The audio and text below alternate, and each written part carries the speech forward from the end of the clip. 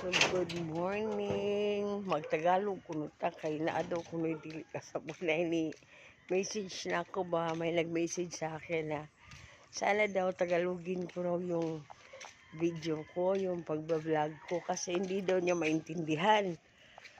Natutuwa daw siyang tignan yung mga vlog ko pero hindi naman daw niya maintindihan. So pasensya na po kasi sa totoo lang po, hindi po talaga ako sanay magtagalog. Pero dahil po sa inyo,